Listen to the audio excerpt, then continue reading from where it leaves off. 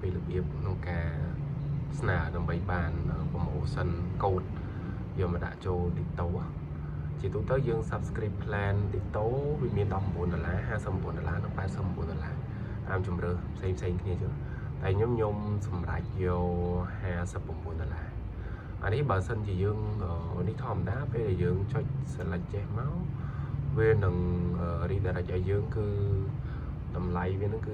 $59ហើយវាអត់ចុះឲ្យទេតែនៅកន្លែងនេះវាអាចឲ្យយើងដាក់ promotion code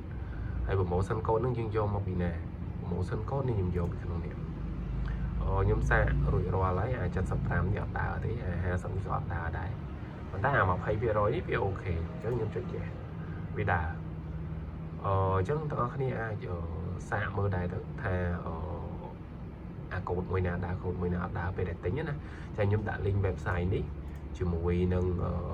នេះឲ្យនេះខ្ញុំបានពេញហើយខ្ញុំពេញហើយគឺវានេះ promotion ចំនួន 11.80 អញ្ចឹងយើងចំណេញដែរយើងបាន promotion ពី60រៀលធ្លាក់មកនៅ47រៀលហើយបន្តមកខាងនេះគឺយើងបំពេញជាមួយនឹងលេខ Visa card របស់យើងឬក៏ PayPal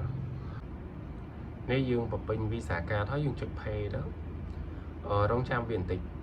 វានឹង process ជាមួយនឹង Visa card របស់យើងធនាគារដែលសារខ្ញុំប្រើជាមួយនឹង ABA ហើយអ្នកបានឃើញណាវាកាត់តែ$47ទេវាអត់កាត់ដល់តម្លៃពេញនោះទេខ្ញុំចូលទៅ confirm ABA ទីសិននេះយើង approve ABA ហើយវា process ទៅហើយ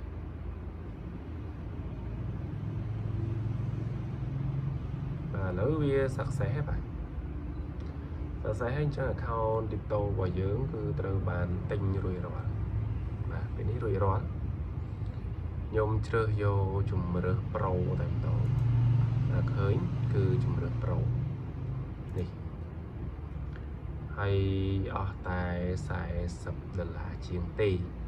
ចំណែកឯនៅលើនេះវាដាក់59តែដោយសារយើងបានដាក់ discount ណាអញ្ចឹងវាអស់តែ$40ជាងទេ